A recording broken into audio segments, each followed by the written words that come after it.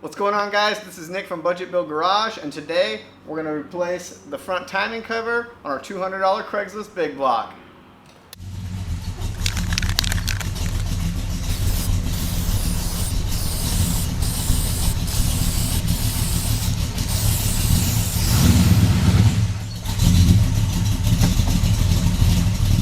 So here we have the new timing chain cover. Unlike the old one, which is right here that I pulled off the big block, that one's stamped steel. There's nothing wrong with it. It's fine. Really, if I cleaned it up a bit, it probably worked perfect. There's no reason it wouldn't. But I personally prefer like a cast aluminum, something with a bit thicker of a flange right here. When you put these things on, it's like 6 foot-pounds or some inch-pounds. It's not a lot. I like to have more of a lip, more of a flange to kind of keep you from over-tightening things, keep it from warping. And honestly, I like the look. I think they look better. I'd like to paint it black, but I'll go with the shiny for now. So if you have a stamped steel one, feel free to use it. There's nothing wrong with it. It's not like they go bad unless you bent it, but we're going to use this one. So now that I've showed you which front cover we'll be using, we're going to be back on this engine right now.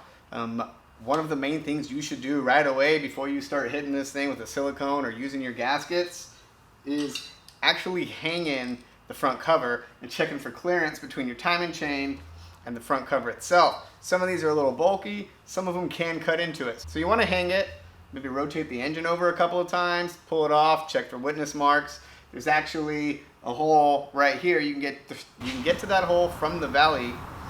If you have your intake off, you can kind of put a finger in there and see if you can feel in front of it. Make sure it's not contacting anything.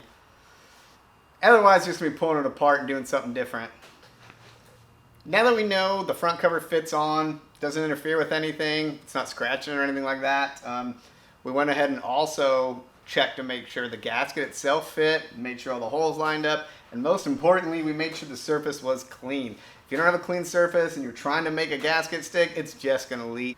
So when you're putting on the sealer, whichever one you decide to use, it helps if you have one of those cool little, they look like piping things, you know, but I don't. So I'm going to put gloves on and just rub it in with my finger. I'm going to start at one end, put a bit on, just let it get messy. You're not looking to do a ton, just kind of a bit, thin layer. Try not to get any on the timing chain itself, or anywhere you don't actually want it. And put a bit extra down here where it's going to meet the oil can. You don't have to, but it's kind of good practice. You don't really have to rush this either. I mean, it's going to take a while before it becomes tacky, so don't think you need to go super fast.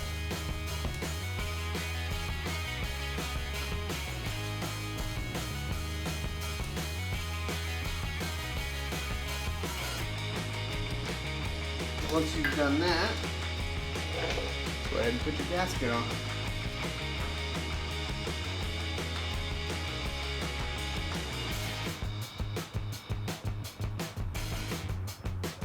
Next up, I'm going to apply it directly to the cover itself.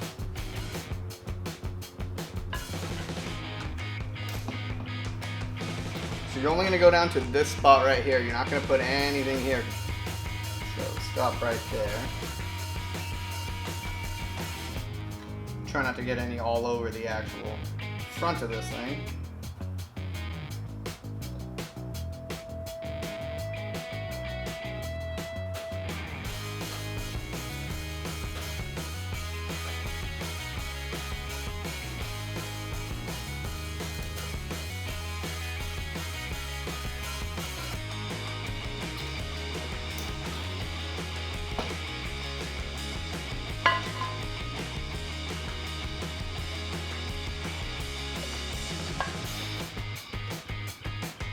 So now we got the front cover sitting on. We're gonna go ahead and put the bolts in. We did use silicone as well as a paper gasket. I'm not a really big fan of just using the paper gasket on most stuff. They're not very great. Mine kind of a little bit of a crease in it, but you still want to use it instead of just running a huge bead right there on most applications. You still want it to be there to take up more of the imperfections on the metal surfaces because they're not perfectly clean and machined.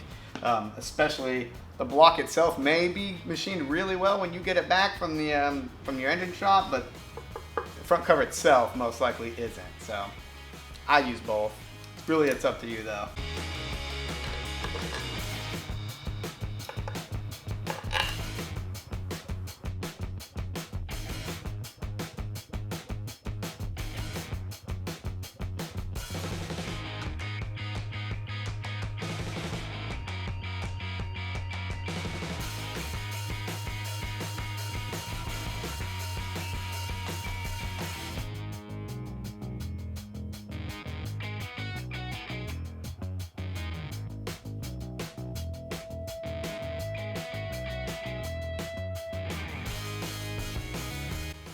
Alright, so you may have noticed I did not put a timing pointer on when I installed this. And the reason for that is this flange is thicker, like I said earlier, much thicker than the actual stamped steel one.